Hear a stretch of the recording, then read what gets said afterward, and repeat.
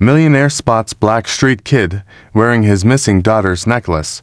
What he learns changes everything. The red light on Fifth Avenue had never seemed so long.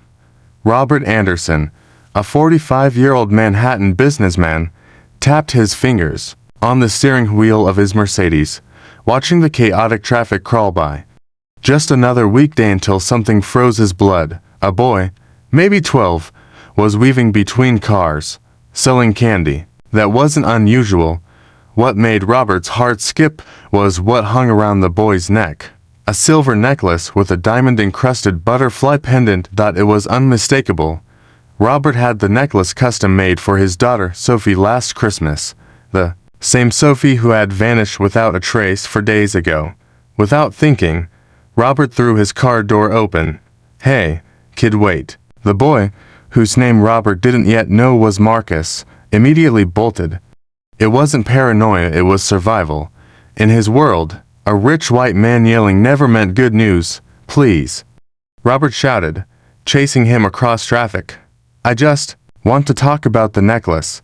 Marcus stopped on the sidewalk, panting, his eyes sharp and skeptical eyes that had seen too much for a 12-year-old. "I didn't steal anything, sir," he said. "I swear, I believe you," Robert said, breathless, trying to stay calm. "That necklace, it belonged to my daughter. She's missing." Marcus hesitated. Something in Robert's voice didn't sound like judgment or anger. It sounded like pure desperation. "I found a girl," Marcus said softly, "in an abandoned building in the Bronx. She was hurt. I thought she might die, but she gave me this." He touched the pendant and begged me to find her dad. Robert felt the world tilt. "Where is she? Is she alive?" "I took care of her for 3 days," Marcus said. "She's alive, but..." He bit his lip. "She told me who did it, and..." "Sir, I don't think this was just a random kidnapping." A chill crept up Robert's spine. For 4 days, he'd begged the police, hired private investigators, offered massive rewards, but it was this street kid, someone invisible to the world, who had found his daughter. "Take me to her," Robert said urgently, pulling out his car keys. Marcus looked around, then leaned in close. "We can't drive, your car's too flashy, and there's something else." "What is it?" Robert asked. Marcus looked him in the eye. "Before I found her, I saw who left her there.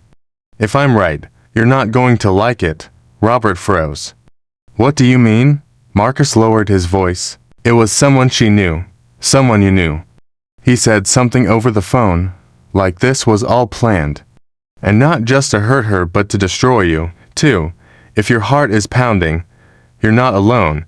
Because what Marcus was about to reveal would change Robert's life forever.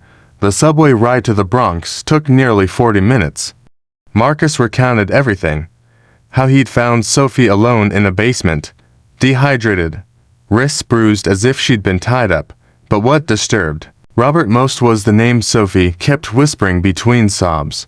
Uncle David. David Mitchell, Robert's best friend for over 20 years. Sophie's godfather, a trusted partner in his company. The same man who comforted Robert after his wife died last year. The same man who recently urged Robert to hire extra security, claiming he had a bad feeling. They arrived at a graffiti-covered red brick building. Marcus stopped. "She's in the basement. I got her some snacks and water. But she's barely eating." Robert followed him down the dark stairwell, his heart hammering. And then he saw her. Sophie. His 9-year-old daughter was curled up on a filthy mattress, clutching a worn teddy bear Robert didn't recognize. Her face was pale, eyes hollow. She looked up. "Daddy," she whispered. Robert dropped to his knees and wrapped her in his arms carefully, like she might shatter. "I'm here, sweetheart. I've got you. You're safe now." But even as he held her, questions raced through his mind. How did David know where to look? Why had he insisted on security only now? What kind of monster does this to a child? Sophie trembled against him. "Daddy," she whispered. "Uncle David said it was just a game, that you knew about it." But then he started yelling on the phone, about money. And contracts, she paused, then added, he said. If I told anyone, someone else would get hurt. Bad would happen to you, too. Marcus watched silently, arms crossed, as Robert held Sophie tighter. Sir, Marcus said quietly, there's more. She told me things about your company. Robert looked up, heart pounding. This Uncle David. Marcus continued. He was on the phone talking about transferring money, signing papers. Said you were too distracted looking for your daughter to notice. Robert's face went pale. For the last 3 days, he had been fully consumed by Sophie's disappearance. In the meantime, David, his trusted friend of 20 years, had taken over key responsibilities at the company. Robert had given him full access to bank accounts, contracts, client lists. He hadn't questioned it. David had been like a brother. He dropped his phone once. Marcus said, I heard him say, when he sees what happened to his company, the girl will be the least of his pain. And then he laughed. Like it was the funniest thing in the world. Robert's hands trembled as he closed his eyes. The betrayal felt like a knife. David had been there when his wife died. He'd cradled Sophie in his arms at the hospital. He was the first to comfort them when Sophie went missing. And now it made sense why David insisted they not involve the police. Let's wait a few more hours, he had said. The police could complicate things. Maybe she's just lost. But Robert saw it clearly now. David hadn't wanted complications, just enough time to finish gutting the company. Marcus knelt beside him. Sir, there's something else you need to know. Robert looked at the boy who had done more in 3 days than any adult had done in 4. He's not working alone, Marcus said. Yesterday morning, I saw him near the building talking to 2 men in suits. One of them, he hesitated. I recognized him from TV. That politician who always talks about family values. Robert's head spun. This wasn't just betrayal. This was a conspiracy. He wasn't just a victim of personal treachery, he'd been targeted by powerful men, exploiting the tragedy of his missing daughter while cloaking themselves in the image of trust and virtue. He looked down at Sophie, trembling but safe in his arms, then up at Marcus, a kid the world had ignored yet, who had become his greatest ally. Something shifted inside him. The grief, the fear, it was hardening into something stronger. Resolve. Marcus, Robert said in a low, steady voice. Do you want to help me bring these men down? Marcus didn't hesitate. He nodded. Then we'll have to be smarter than they think we are, Robert said. Because what David doesn't know is this. I didn't build my company by being naive. Over the next 24-hours while Sophie was admitted under a false name to a private hospital with round-the-clock care, Robert went dark. No more media alerts. No more investigators. No more public begging. To David and the world. It looked like Robert had given up. David called 3 times that first day, voice dripping with concern. Robert, my friend, you can't give up. Sophie needs you to be strong. The performance was flawless. David sounded heartbroken, but Robert knew better. The man had known exactly where Sophie was the whole time, and Robert wasn't giving up. He was laying the trap. His first move, something no millionaire CEO had likely ever done. He moved into a small, worn-down apartment in the Bronx just 3 blocks from where Marcus lived, because to fight this war, he needed real intelligence, not the kind that came with 6-figure invoices and bugged phone lines. Real eyes, real ears invisible to men like David. Marcus became indispensable. Kid knew every alley, every blind surveillance spot, every face on the street. He had built his own network: homeless veterans, local shopkeepers, kids who hung around convenience stores. Most importantly, no one noticed him. To men like David, Marcus didn't even exist.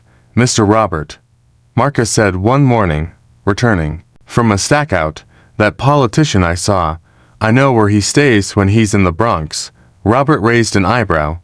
Marcus grinned. And it's not somewhere his wife would want to know about. The breakthrough came from an unexpected alley. Elena Rodriguez was a sharp-witted, no-nonsense financial crimes attorney working pro bono at a local legal clinic. Robert met her by chance, and within 10 minutes, She was in .38 years old, born and raised in the Bronx. Elena had no patience for powerful men who abused their positions. She read the documents Robert had collected. Her expression turned from disbelief to disgust. "Let me get this straight," she said, raising an eyebrow. "Your best friend kidnapped your daughter to distract you while he stole from your company. And now he's pretending to help you find her." She scoffed. "Typical. And let me guess he's got a whole PR strategy lined up to come out looking like the hero." She was right. Through quiet contacts, Robert discovered David's plan. Within 48 hours, he would miraculously find Sophie, stage a tearful rescue, and restore her to her father, earning praise, headlines, and a seat on every talk show in America. But David didn't know one thing.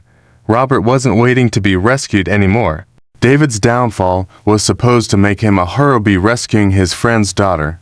He'd earn eternal gratitude and glowing headlines. No one would ever suspect that he had orchestrated the entire nightmare. But what David hadn't counted on was Marcus.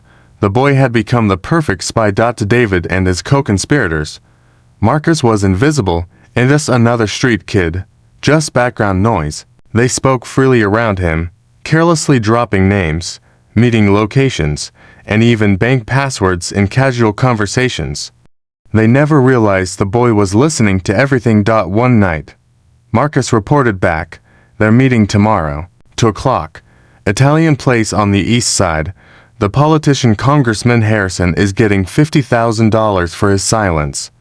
And there's a third guy, someone in the police department. He's making sure the kidnapping case stays cold." Robert felt a slow, focused fury begin to burn inside him. This wasn't just betrayal. It was corruption at the highest levels. Officers, elected officials, all conspiring to cover up a staged kidnapping so David could steal millions. But then Elena walked in with news that changed everything. "He made a mistake," she said, sliding a stack of documents across the table. "A fatal one." She pointed at the wire transfers. To move the money quickly, he routed funds through his personal account. Every transaction leaves a digital footprint. Every one of these can be traced, verified, and most importantly prosecuted. "This isn't just suspicion anymore," she said. "This is ironclad evidence. Not even the best lawyer can spin this." That night, Robert stood at the window of his small Bronx apartment, watching Marcus teach to younger boys to play chess on a cracked plastic table. Despite everything, the kid still found time to be a teacher. Robert turned as Marcus came up the stairs. "Tomorrow," Robert said, "we put everything into action." He paused, then added, "But first, I want you to know after this, you're never going back to the streets. Not ever again." Marcus looked up, uncertain. "Are you sure?" he asked. "I'm not like you. I don't know how to be rich." "You don't need to be rich," Robert said. "You just need to be free." And tomorrow, David Mitchell and all the powerful men behind him would learn a lesson they never saw coming, that the biggest threat to the corrupt, in power or wealth, it's truth, spoken by people they never saw coming. The trap was set. Tuesday, overcast skies, the kind of gray that seems to foreshadow a storm. At exactly 2 p.m., David Mitchell walked into a high-end Italian restaurant on the east side, dressed in a $3,000 suit and using confidence. To him, this was just the final scene in a play he'd written, directed, and starred in. Marcus was already there, sitting in a back corner in a faded hoodie and a delivery cap. Just another kid with a takeout bag. No one paid him any attention. Just as planned, hidden beneath his jacket was a high-quality microphone, transmitting everything to a surveillance van parked 2 blocks away. Inside, Elena monitored the audio feed with headphones, her expression sharp and focused. Robert had spent the past 48 hours not just collecting evidence, but assembling a full media response team, a digital team, and 2 investigative journalists. 3 hidden cameras were planted around the restaurant. The footage was already being live-streamed to a private account with over 200,000 followers. It wouldn't stay private for long. Inside, David greeted his co-conspirators with a smug grin. "Gentlemen," he said, raising a glass of champagne to Congressman Harrison and Detective Murphy. "Here's to our victory." He slid an envelope across the table. $50,000 for you, Harrison, and $30,000 for Murphy for keeping the investigation pointed in the wrong direction. They laughed. "Robert still thinks we're looking for his daughter," David sneered. "Pathetic." And that's when Marcus stood up. He walked calmly over to the table, his posture unthreatening, his voice calm but clear. "Excuse me, gentlemen," he said politely. "I believe I have something that belongs to you."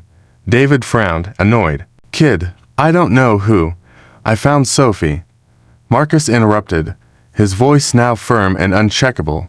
"I've listened to every word you've said these past 4 days. And right now, this conversation is being broadcast live to the world." David froze. "What are you talking about?" he snapped. Marcus smiled, not the smile of a scared kid, but of someone who had played a perfect game of chess and just declared, "Checkmate." "Look around," he said. "See that woman outside in the parked van?" He gestured with his chin. "She's a lawyer. The documents we have prove everything, your transfers, your calls, your accounts, across the street, too." Journalists had already begun live streaming to a major news outlet, and that live feed, Marcus added, already sent to the press. Already saved on the cloud. There's no deleting it. David stood slowly, his face ashen. "You little, careful," Marcus said, eyes unblinking. "You wouldn't want to assault a minor, especially on camera." Harrison pushed back from the table, panic rising. "This is entrapment." "No, Congressman." Elena's voice came through a speaker from the van, now patched into the restaurant's speaker system. "This is justice, and the people you sold out are finally watching." In the end, David Mitchell wasn't arrested in silence. His fall came with flashing cameras, viral headlines, and damning evidence. The media spun with outrage and disbelief. A corporate mogul, a congressman, and a decorated officer taken down by a father's desperation, a street kid's courage, and a lawyer's tenacity. But to Robert, the best part wasn't the public spectacle. It was watching Sophie sleep soundly, for the first time in days. And knowing that Marcus, once invisible to the world, had become a symbol of something much bigger: truth, justice, and the power of the underestimated. Reading the newspaper, Marcus asked casually, nodding toward the woman seated by the window. "She's not just browsing headlines. She's an investigative reporter." The man at the bar, federal prosecutor, and those 3 people who walked in 5 minutes ago. He smiled. "FBI." Congressman Harrison tried to stand, but his knees buckled beneath him. "That's impossible," he stammered. "We were careful." "No," said a voice behind them, calm and cutting. "You were arrogant." Robert Anderson stepped forward, flanked by Elena and 2 federal agents. "You underestimated a desperate father, a brilliant lawyer." He nodded at Elena, and most of all, a kid you didn't even see. David shot to his feet, panic shattering his polished composure. "Robert, wait, I can explain. We've been friends for 20 years, please." Robert's voice was ice. "Friends don't kidnap each other's daughters. Friends don't loot each other's companies. And friends damn sure don't laugh about traumatizing a 9-year-old girl." Elena opened a thick legal folder. "David Mitchell," she said flatly, "you are formally charged with kidnapping, extortion, money laundering, corruption of public officials, and conspiracy to commit fraud." She turned to Harrison and Murphy. "You 2 are coming with us, as well." But the real blow hadn't landed yet. Marcus stepped forward with a tablet in hand. "Want to see something interesting?" He held it up. On screen, #Justice for Sophie to 500,000 plus viewers and rising. Comments flew by. Furious, indignant, relentless. David Mitchell's name was now trending alongside words like kidnapper, fraud, and monster. His company's stock had plunged 40% in 2 hours. His wife had just posted a public divorce statement. Harrison started gasping. my career, my family. I have children, and Sophie does too. Robert cut in coldly. Did that cross your mind when you sold her trauma for 30 grand? Murphy tried bargaining. I can cooperate, I know things. I can give you other names, bigger cases. Elena shut him down without blinking. You had 20 years to do the right thing. You only tried when the cameras turned on. As federal agents cuffed the three men, David made one last desperate plea. Robert, please, we grew up together. You were the best man at my wedding. This can't be how it ends. Robert looked at him a long moment. You're right, he said. It doesn't end like this. He paused. It ends with justice. And then came the final nail. Elena handed David another document. Remember, that transfer you made through your personal account. That wasn't just theft. That was tax evasion. She leaned in, almost sympathetically. The IRS would like to speak with you about the past 10 years of your finances. Looks like you owe about $2 million. In that moment, David Mitchell understood. This wasn't just a scandal. It was annihilation. His career gone, his fortune vanished, his marriage over, his name poisoned. His children would change their last name, and his future a cold prison cell and a legacy of disgrace. As he was led away, David glanced over his shoulder one last time. Robert was standing by the window, arms wrapped around Marcus, as a crowd gathered outside the restaurant cheering, clapping, filming. David's voice cracked into a whisper. How did a street kid and a grieving father destroy me so completely? The answer was simple. They hadn't underestimated anyone. But he had underestimated everyone. And in the game of power, the arrogant always lose hardest. 6 months. Ladder skyline glittered through the floor-to-ceiling windows of Anderson and Associates, the new consulting firm Robert had founded after stepping away from his old empire. This office was different. It wasn't built on ambition. It was built on purpose. Marcus walked in, now 13, wearing the uniform of St. Andrew's Preparatory. He still had the same sharp eyes, the same quiet resolve, but now, opportunity had replaced survival. He handed Robert a folder. Foundation reports in. We got 250 more kids off the streets this quarter. The Marcus and Sophie Foundation, launched with recovered funds from David's crimes, had become a national model for child protection. Sophie, now 10, was healing.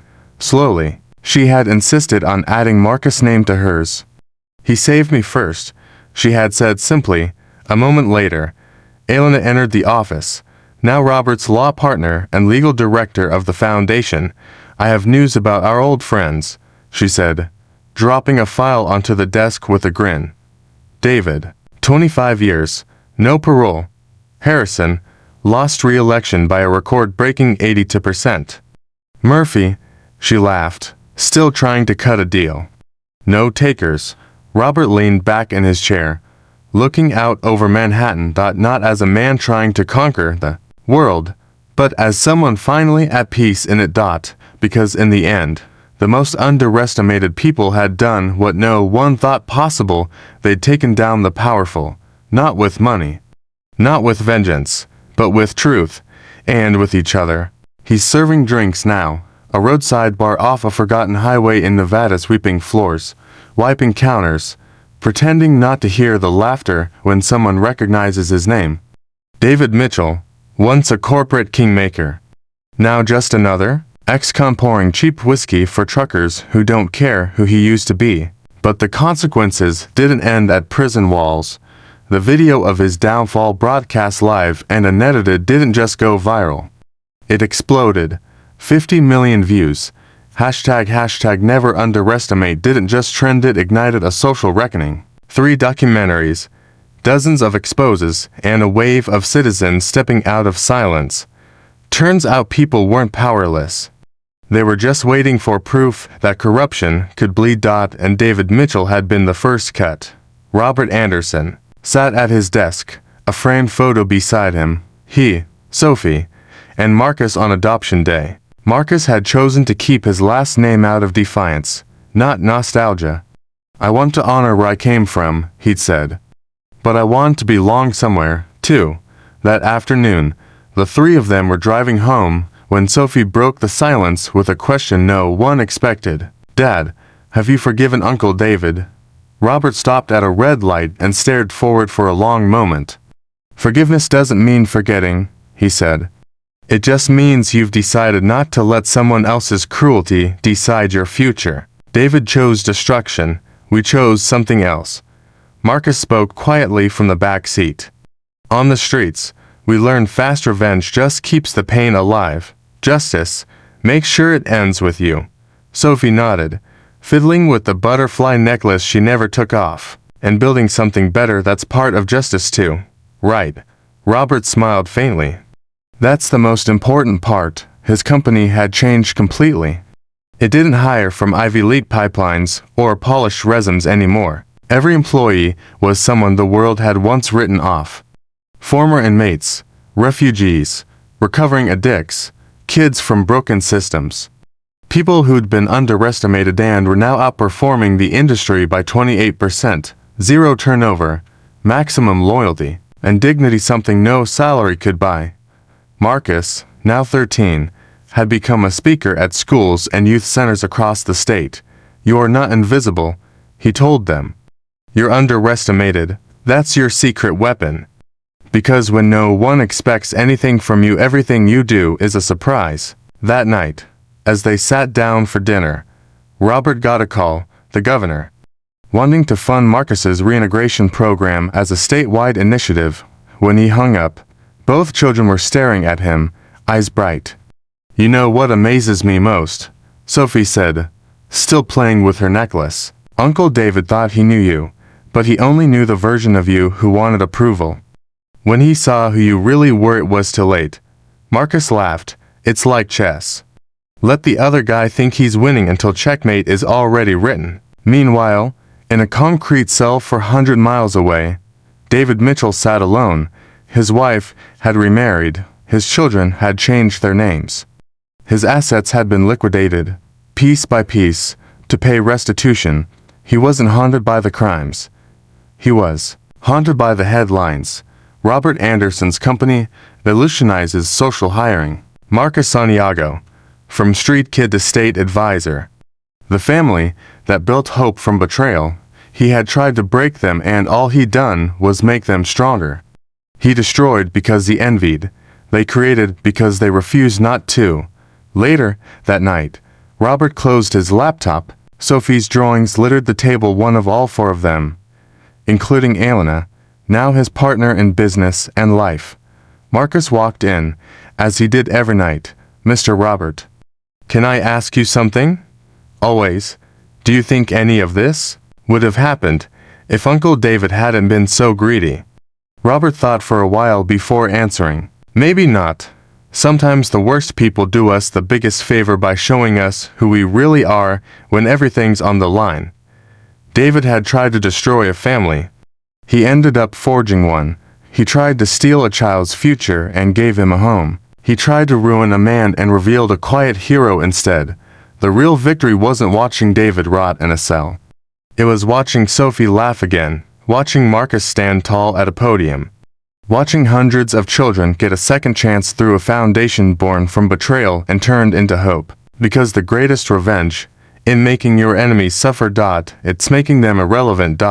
It's proving that your scars were not the end, but at the beginning.